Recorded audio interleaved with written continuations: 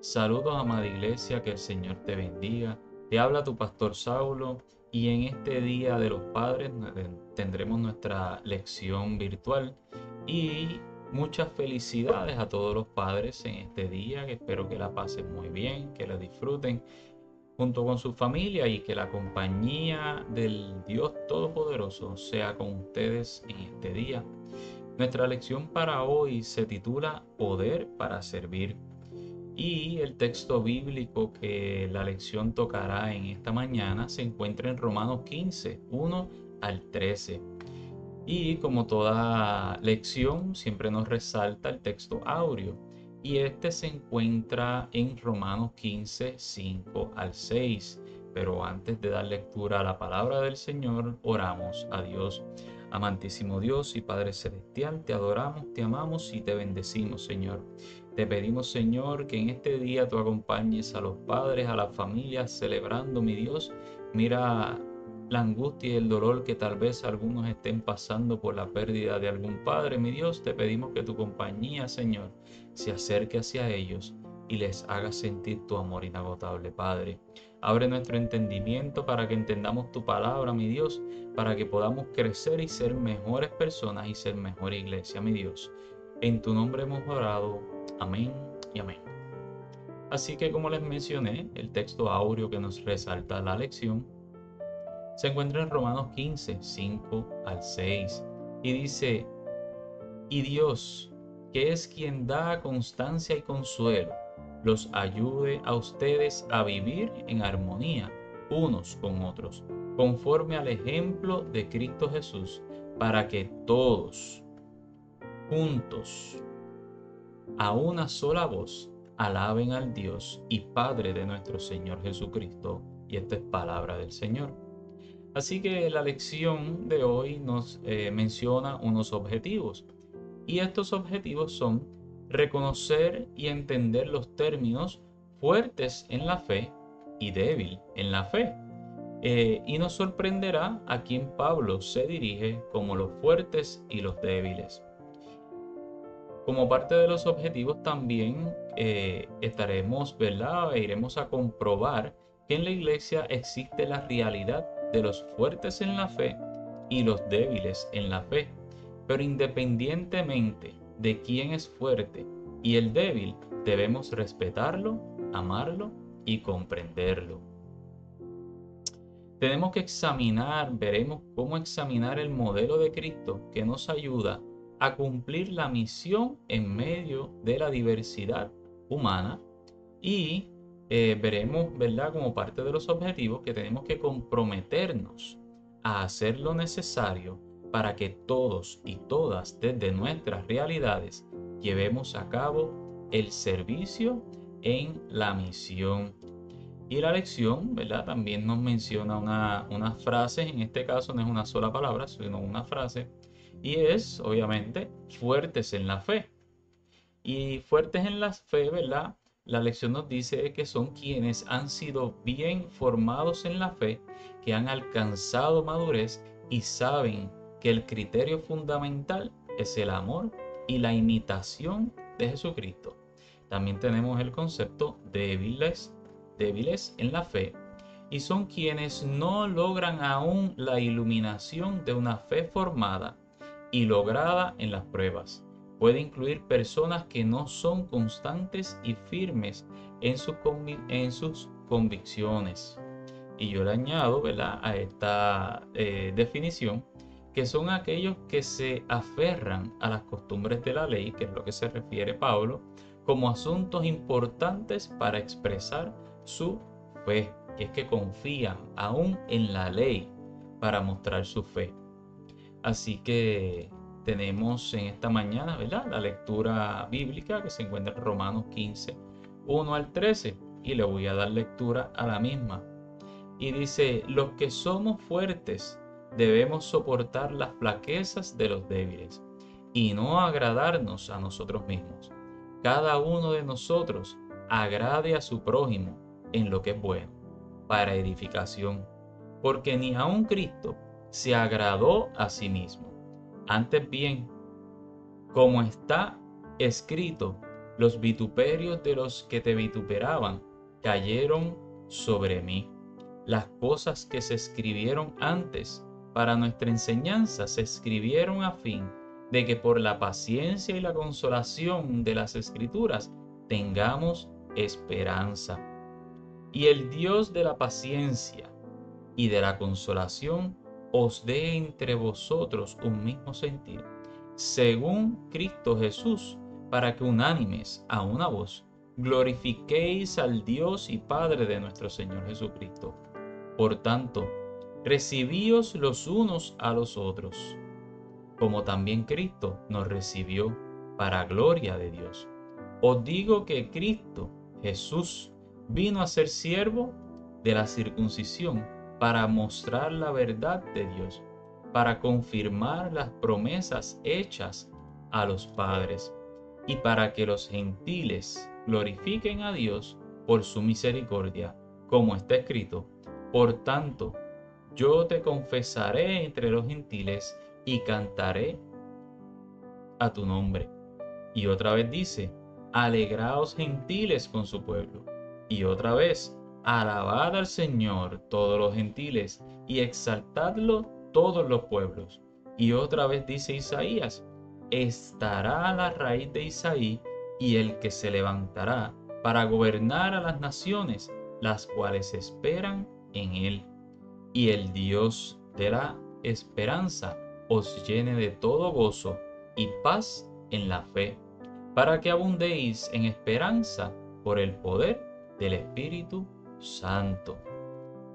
Así que, a modo de un trasfondo, ¿verdad?, como parte de la historia de este libro de los Romanos, se entiende que Pablo escribe desde Corinto a este pueblo de los romanos.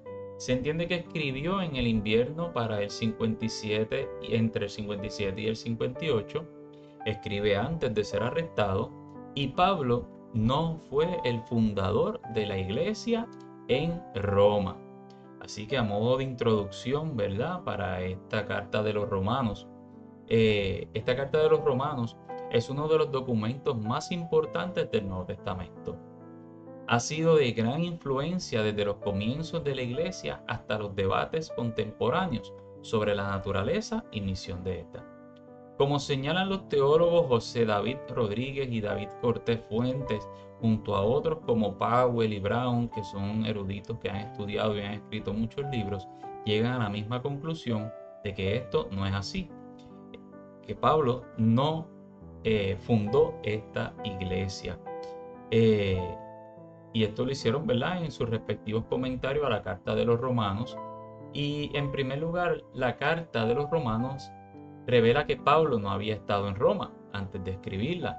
Y eso lo podemos apreciar en Romanos 15, 22, 29, donde dice que por esta causa me he visto impedido muchas veces de ir a vosotros, ¿verdad?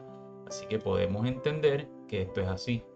Se entiende además que probablemente en los inicios de la iglesia, algunas personas judio-cristianas se habían mudado a la ciudad y comenzaron a compartir el mensaje con otros judíos.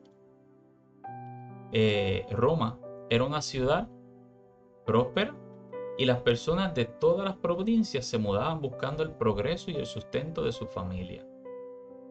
También estaba la posibilidad de que gentiles o romanos habían tenido experiencias con Jesús, como lo es el caso del centurión. Los centuriones eran nombrados por Roma para trabajar en distintas ciudades. Podía ser por un tiempo corto o un tiempo largo, y es posible que luego de que Jesús sanara al siervo del centurión, éste volviera a Roma y contara lo que hizo Jesús por él. También en Hechos 2:10 se narra la visita del Espíritu Santo, y este versículo termina diciendo: y romanos aquí residentes, tanto judíos como prosélitos. Pero la traducción del griego nos dice: y aquellos que visitaban desde Roma. Y si usted está de visita, significa que va a volver a su tierra, que va a volver a su casa en algún momento. Así que había personas que vivían en Roma y pasaron por la experiencia y posiblemente compartían lo que vivieron, y la iglesia iba creciendo en Roma. El emperador Claudio había ordenado la expulsión de los judíos de la ciudad a causa de los disturbios entre judíos y cristianos venidos del judaísmo. Y con este edicto, la composición de las comunidades cristianas en Roma sufrió un cambio significativo. El vacío dejado por la ausencia de miembros y líderes judíos tuvo que ser reemplazado por líderes gentiles. El cambio en el liderato y en la composición étnica de la comunidad trajo consigo cambios en las prácticas y en el estilo de vida de la iglesia. Las personas cristianas de origen gentil llegaron a ser mayoría entre los creyentes en las iglesias de Roma. Después de la muerte de Claudio, muchos judíos regresaron a Roma. Esto tuvo como resultado conflictos en materia teológica y en otros aspectos de la vida de la iglesia en Roma. Pablo se entera de estos conflictos que están sucediendo en Roma entre los mismos cristianos, y es por eso que les escribe esta carta de los romanos. Así que veamos el análisis de la escritura en Romanos 15, del 1 al 6. Y vemos que Pablo se dirige a los fuertes en Roma. ¿Y quiénes eran esos fuertes? En Romanos 14, 13 al 23, vamos a dar lectura rapidito, dice: así que ya no nos juzguemos más los unos a los otros, sino más bien decid, no poner tropiezo u ocasión de caer al hermano.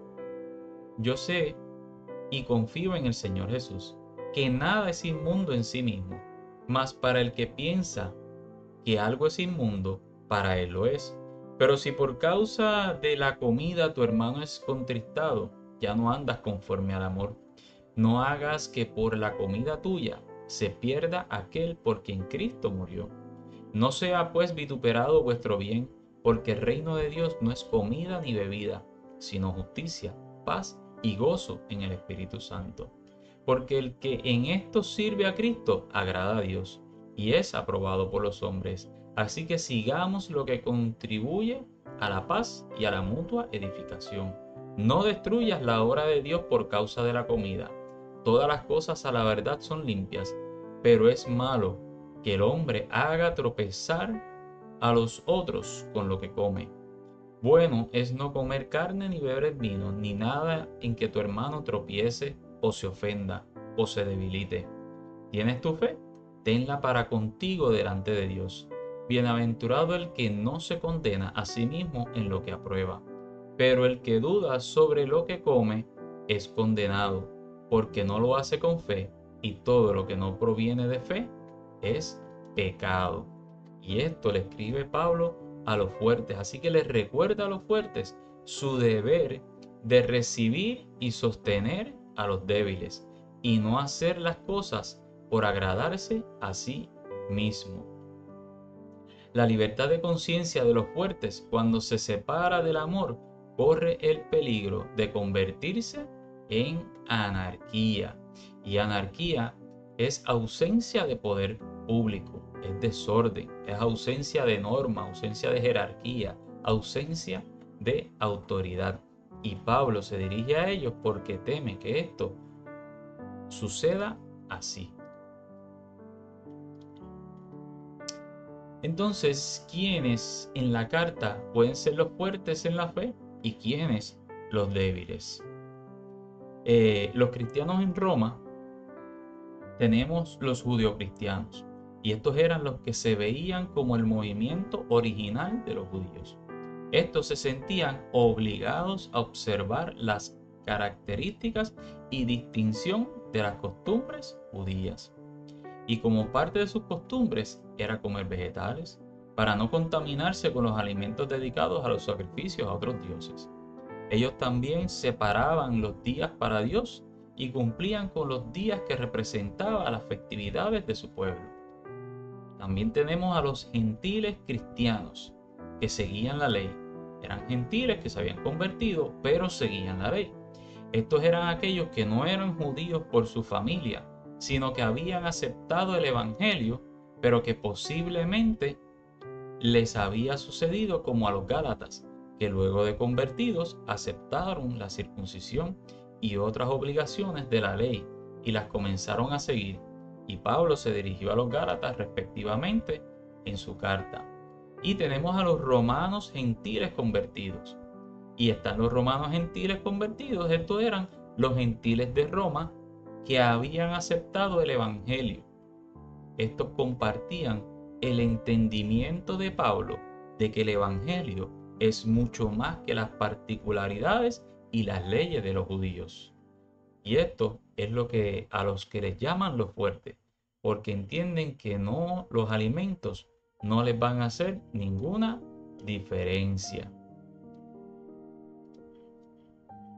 Y estos son los fuertes, ¿verdad? Como les mencioné. Ellos, los fuertes, que eran los romanos gentiles convertidos, para ellos el evangelio es mucho más que las leyes.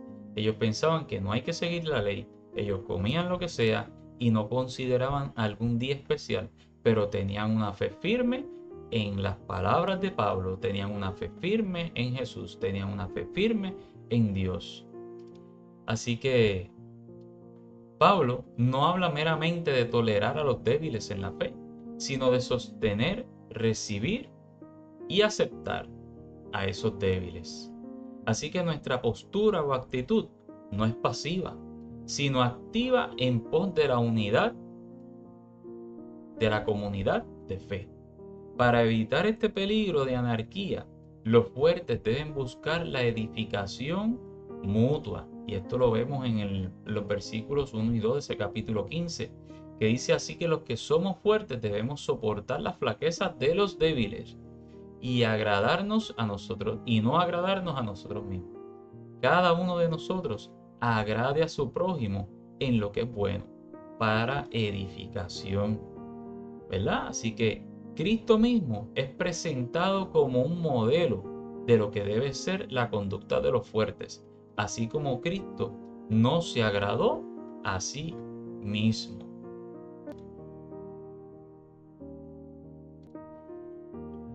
Así que los fuertes en la iglesia debían recordar que este mensaje también se aplica a ellos y a ellas, se aplica a todos.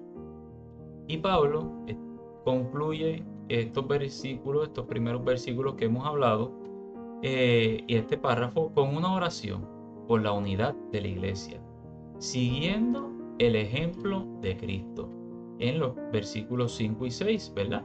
Que vemos que dice, pero el Dios de la paciencia y de la consolación os dé entre vosotros un mismo sentir según Cristo Jesús, para que unánimes a una voz glorifiquen a Dios y Padre de nuestro Señor Jesucristo.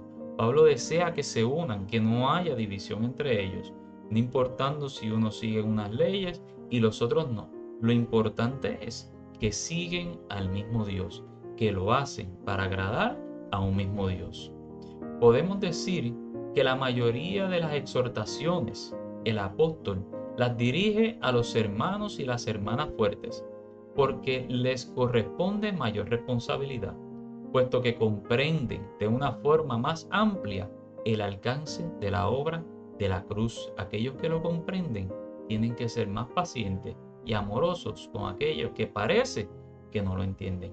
Si eres fuerte, emplea tus fuerzas espirituales para ayudar en las debilidades y las flaquezas de otros. Obviamente hay límites, por amor también al prójimo.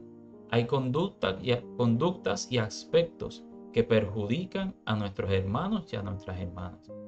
No es asunto de tolerarlo todo, pues eso no es amor ni sabiduría. No es asunto de agradar como sea para evitar toda molestia personal, ¿verdad? Ese no es el asunto. El agradar que surge del amor debe propender a lo bueno para la edificación. Hay que edificar a las personas y ayudarles a crecer. Si a usted le falta madurez, busque a alguien que es maduro. Pero si usted es maduro, no critique ni menosprecie al que no lo es, porque ese necesita de su ayuda. Y en los próximos versículos, ¿verdad? Los que tenemos del 7 al 13, que estos versículos nos dicen, ¿verdad? Otro parte de la carta, y es que esta exhortación va dirigida a ambos grupos, fuertes y débiles. Mire, y quiero traerles, ¿verdad? Algo aquí de lo que se dirige Pablo. Y es que Pablo está poniendo la responsabilidad a los fuertes, pero también se dirige a los débiles. ¿Por qué? Y es que este asunto en los cristianos en Roma es que había una falta de tolerancia y amor por parte de aquellos que entendían mejor lo que representaba el Evangelio, luego de la muerte y la resurrección de Cristo. Hay una diferencia de opiniones. Tenemos a uno, que son los débiles, que opinan que hay que seguir la ley y se deben observar las festividades judías, los días santos y la abstinencia del consumo de la carne. Y tenemos el otro grupo que piensa, no hay que seguir la ley, que no tienes que hacer nada de estas cosas. Aunque esta es la primera vez que Pablo les escribe, ya ellos habían recibido algunas de las enseñanzas de Pablo, porque comprendían que no había acciones humanas que ellos tuvieran que hacer para alcanzar la salvación. Porque esto era un regalo de Dios. Si lo aceptábamos como nuestro Salvador, Él nos iba a regalar la salvación. Esto crea conflicto entre ellos mismos, entre los mismos cristianos. Y como todos nosotros, todos los seres humanos, esto nos lleva a conflicto entre nosotros, el cual sigue escalando. Y esto crea un conflicto entre los que el escritor Brown, en su libro El Nuevo Comentario Bíblico de San Jerónimo, lo llama los de la conciencia escrupulosa y la bien informada, o entre la conservadora y la progresista. Y podría provocar división en la iglesia. Y eso era lo que Pablo no quería. ¿Y por qué se dirigía a ambos grupos? Porque los fuertes criticaban a los débiles por hacer esos rituales, entendiendo que no tenían que hacerlo, pero a su vez los débiles criticaban a los fuertes porque no guardaban ninguna de esta tradición.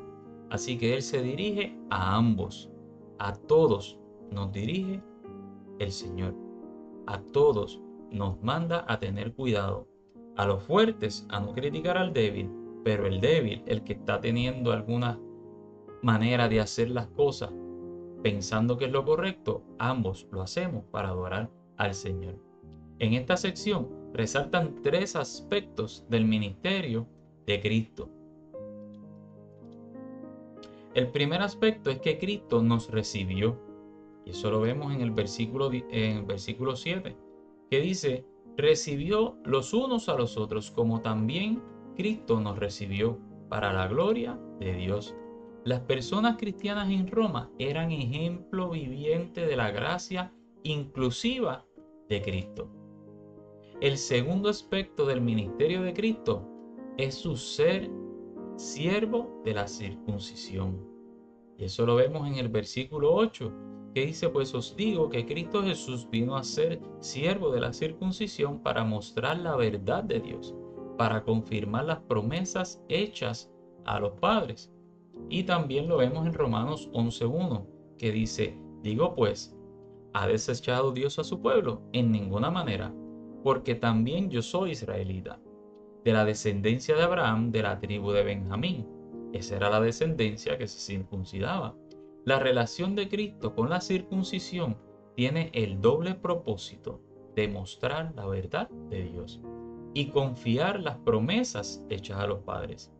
El tercer aspecto del ministerio de Cristo es la inclusión de los gentiles, quienes glorifican a Dios por su misericordia. Y eso lo vemos en el versículo 9, que nos dice para que los gentiles glorifiquen a Dios por su misericordia. Por tanto, yo te confesaré entre los gentiles y cantaré a tu nombre. Es parte del plan de Dios para su pueblo, para el pueblo de Él, para ti y para mí. Los debates sobre las comidas y los días de fiesta no solo reflejan problemas de superioridad ético-racial en la iglesia primitiva, sino que atentan contra la unidad del plan y la gloria de Dios en nuestras vidas y en este momento. Así que realmente no tiene importancia lo que coman. Y yo le añado, no tiene importancia la ropa que vistan, si se maquillan o no, si usan faldas largas o usan pantalones. Claro, todo con decoro y decencia. Si comen carne o no, si trabajan sábado o trabajan domingo, si trabajan o no. Todas esas normas y reglas no tienen relevancia para Dios, sino para los hombres. Lo importante es si buscan a un único Dios verdadero, al trino Dios que envió a su Hijo a morir y que luego nos dejó al Espíritu Santo. Eso es lo importante. ¿A quién le servimos? ¿A quién le damos la gloria? ¿Para quién trabajamos y en quién confiamos? Lo demás somos nosotros los que le damos importancia, pero Dios no le da importancia a eso y mucho menos crea división en el pueblo y en su iglesia. En el versículo 13 cierra la sección con una oración para que el Dios de la esperanza llene a las personas creyentes en Roma de gozo y paz. Y lo vemos en Romanos 14:17 también, porque dice, porque el reino de Dios no es comida ni bebida, sino justicia, paz y gozo en el Espíritu Santo. Este gozo y paz están enraizados en la fe, la confianza en la promesa divina que no abandona a su pueblo. Así que como hemos visto, el Señor quiere que nos unamos y que estemos unidos en todo momento. Así que la aplicación que nosotros podemos tener para esta lección es que tenemos a los fuertes y los débiles.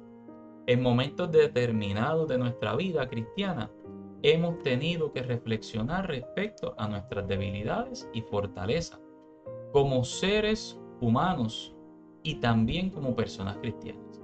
Obviamente, toda persona cuenta con fortalezas y debilidades. Es más probable que nos inclinemos a hablar de nuestros puntos fuertes más que en las áreas débiles. O al revés, como lo hay personas. Existen personas que se enfocan en sus debilidades y no en sus fortalezas. Esto provoca que vivan en una tensión continua respecto a su autoestima.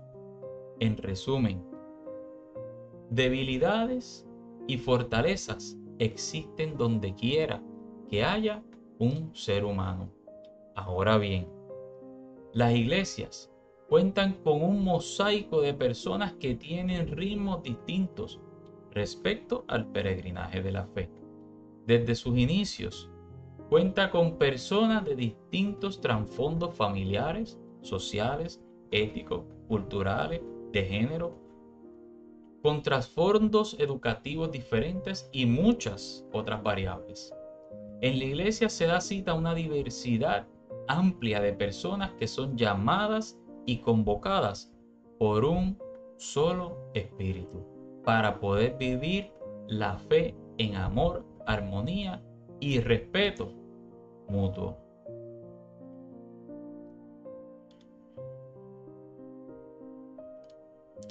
El aspecto de débiles y fuertes va dirigido a subrayar esa diversidad y esa amplitud en el proceso de la fe y en la experiencia del crecimiento y maduración de las personas que profesamos la fe en Cristo. No todos y todas vamos al mismo ritmo o marcamos el mismo paso en nuestra travesía de fe. No todos vivimos de las mismas experiencias humanas ni las mismas vivencias espirituales. Por lo tanto, quienes han alcanzado cierta madurez en la fe deben ser más pacientes, comprensivos y amorosos con quienes están en camino de maduración. El apóstol apunta a Cristo como ejemplo a seguir por su modelo, porque su modelo presenta tres acciones fundamentales. Cristo nos recibe, Cristo nos enseña y cumple sus promesas. Y Cristo es inclusivo al integrar ambos pueblos judíos y gentiles.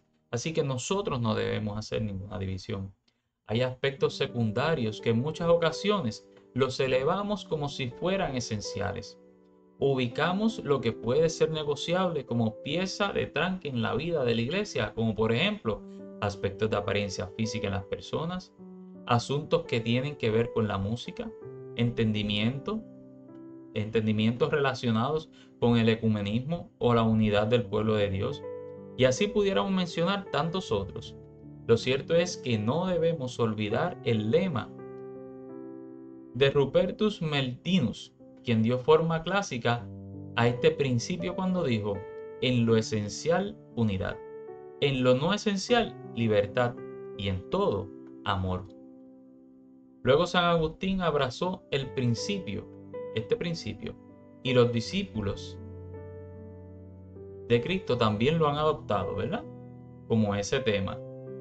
Así que me parece que la exhortación paulina va por esa línea, buscando preservar la unidad en medio de la diversidad en una comunidad tan amplia y diversa como fue la iglesia en el primer siglo y mucho más hoy.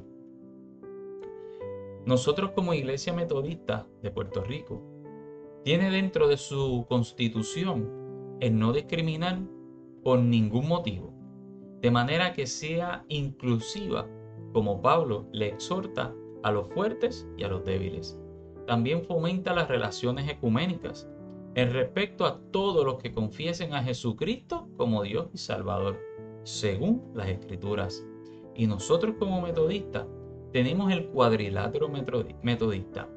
Y en este tenemos 4 esquinas, que es la Escritura, que es la regla de fe y conducta, ¿verdad? Y esta Escritura nos informa en la tradición cristiana, que es otro de los puntos, otra de las esquinas del cuadrilátero metodista.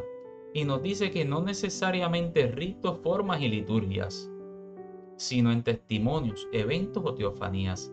Así como parte de nuestro cuadrilátero metodista, que tenemos la tradición cristiana, y nos aclara que no necesariamente ritos, formas y liturgias, así que no excluimos a nadie. Nosotros no discriminamos ni rechazamos a nadie porque sus ritos o formas sean distintas, sino que en nuestro testimonio, en los eventos y en las manifestaciones de Dios, en la teofanía, en las manifestaciones de Dios, en eso es lo que confiamos y somos unidos por medio de eso. Como parte del cuadrilátero tenemos la experiencia, tanto individual como comunitaria, así que nos pide que seamos unidos y puestas a prueba por medio de la razón, que sería la cuarta esquina de nuestro cuadrilátero. Y como parte de lo que somos, usamos el concepto de Wesley en cuanto a la gracia de Dios, y es la gracia previniente, es el amor divino a toda la humanidad. No excluimos a nadie, queremos que todos estemos unidos. Y esa gracia previniente precede a todos nuestros impulsos. Esa gracia previniente que habla Wesley es que precede, ¿verdad? Que va por encima de nuestros impulsos. ¿Y cuáles son nuestros impulsos como seres humanos? En muchas ocasiones, rechazar al que no tiene nuestra misma fe, al que tal vez es débil. Así que esa gracia previniente va por encima de esos impulsos que a veces nosotros como seres humanos tenemos.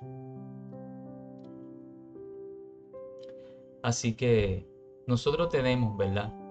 Como parte de la aplicación y como mencioné, ¿verdad? El seguir ese ejemplo de Cristo. Cristo nos recibe, Cristo nos enseña y Cristo nos incluye a todos. Así que la iglesia, como les mencioné, ¿verdad? De Puerto Rico tiene dentro de su constitución lo que les mencioné, el no discriminar. Así que nosotros tenemos ese cuadrilátero. Aquí se los tengo para que usted lo pueda tener también consigo. Así que nosotros, ¿verdad? A modo de resumen para ir terminando esta lección para el día de hoy. Esta lección nos aporta una visión importante de la realidad de la iglesia desde sus comienzos, desde las cosas que hace muchos años la iglesia fallaba. Aún así, luego de 2000 años, aún así, la iglesia en ocasiones continúa fallando de lo mismo. Y esto nos ayuda a crecer y a entender que no discriminemos contra nadie, que todos los que confiamos en un mismo Dios tenemos maneras distintas de adorarlo, pero siempre y cuando adoremos al Trino Dios, es el mismo Dios y no desea ninguna división entre nosotros. Esto nos permite entender mejor la naturaleza de los seres humanos, por consiguiente, la naturaleza de la iglesia. Tenemos también que un cuerpo vivo que se compone de diversos miembros nos convoca a apreciarnos en nuestra diversidad y respetar el ritmo y proceso de crecimiento de cada uno. Existen miembros más maduros que otros en su experiencia de fe. Por lo tanto, los más fuertes en la fe deben sostener y acompañar a los más débiles en la fe, para que todos puedan ir alcanzando la madurez necesaria. Para que así acontezca, tenemos que abrazar el modelo de Cristo, que nos acoge a todos y todas, sin importar en qué etapa de su caminar cristiano usted se encuentre. Y recordemos que con la ayuda del Espíritu de Cristo podremos traer gloria a la iglesia por los frutos de unidad y armonía en el ejercicio de la misión que incluye a judíos, gentiles, hombres, mujeres, negros, blancos, asiáticos, africanos, europeos, latinoamericanos, protestantes, católicos, evangélicos, pentecostales, a todos. Y podríamos seguir mencionando la amplitud de esa diversidad que existe en el pueblo de Dios y en el mundo entero. Recordemos que el servicio cristiano, el poder lo da el Espíritu Santo. Y tanto los fuertes en la fe como los débiles sirven en la misión de Dios. Así que, iglesia, no hagamos división. Y si usted es de los que son fuertes en la fe, ayude al que no lo es. No lo señale, no lo critique, no juzgue cuando cae, no juzgue cuando hace algo que usted no lo entienda, sino ayúdelo a crecer. No con juicio, no con el látigo, sino con amor, cariño y esa confianza del Espíritu Santo que ha puesto en nosotros. Usted póngase en las manos del Señor y el Señor lo dirigirá. En el nombre del Señor, nosotros creemos que esta palabra es para nosotros en este día y que confiamos que el Señor nos va a ayudar. A los que no son fuertes en la fe, los va a ayudar a crecer y a convertirse en fuertes en la fe. ¿Y cómo lo van a lograr? Por medio de los que son fuertes en la fe. Así que, iglesia, entiende esta palabra, compréndela, atesórala en tu corazón y utilízala y aplícala en tu vida. Que cada uno de nosotros, aunque no nos sintamos fuertes, algo del Evangelio conocemos que podemos compartirlo con otros. Y para finalizar, tenemos la oración, ¿verdad? Toda lección. Así que oramos al Señor para que esta palabra podamos entenderla, comprenderla y utilizarla en nuestras vidas todos los días. Oramos al Señor. Señor, que conoces nuestras fortalezas y debilidades, te damos gracias porque en tu amor nos recibes. Agradecemos tu aceptación, enseñanza y que nos incluyas en tu proyecto de la misión en tu iglesia. Ayúdanos a vivir la unidad en medio de nuestras diferencias. Amén, amén, amén. Iglesia, que el Señor te bendiga, que la pases bien en este día y recuerda que los fuertes ayudan a los débiles. Si eres fuerte, ayuda al débil con amor y humildad. No con menosprecio, sino con amor y humildad, para que lleguen a donde el Señor los quiere. Dios te bendiga.